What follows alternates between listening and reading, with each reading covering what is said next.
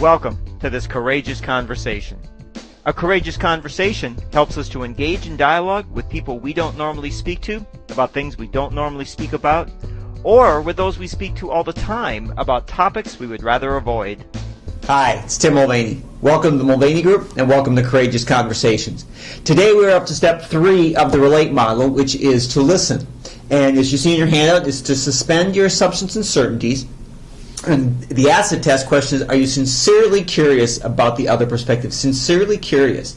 So what that means is, as you've gone through your process now, so you're in your courageous conversation. So by this point, hopefully you should be settling down into the conversations. You've built your rapport. You've engaged and encouraged with the other person. So you've shared something. You've taken a risk and shared some things about yourself, and you've opened up the topic. Now you're starting to listen to that person's reaction to that topic, to the situation, to the questions, to the whatever it is you're trying to find out or know, or the relationship you're trying to build. So at this point in time, they might still be a little bit skeptical. So like, we haven't spoken before about this, so why are we talking now, and what is it? But the thing is to suspend your assumptions and certainties. So go into it not knowing anything. Rather than going into it, here's what I know about this person, here's how it is, and here's what, and trying to confirm that. What I'd rather you do is, if you got those in your head, look for ways to disprove them.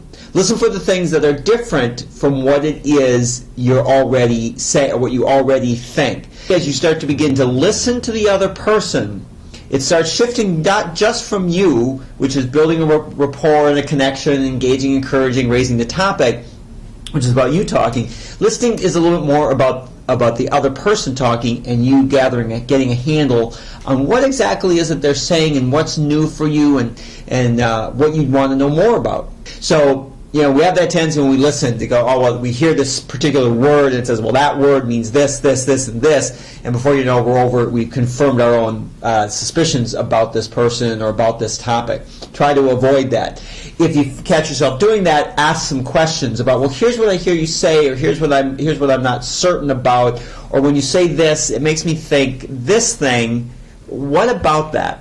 So ask some clarifying questions, if it helps, to help them think about how to answer. Because they're also, as we said before, they're taking a risk being in the conversation too. So they're a bit nervous at this point too. So anything you can do to help put them at ease by asking clarifying questions. Well, what do you mean by that? It's like, that's curious. I don't get what that quite means. So ask them about that.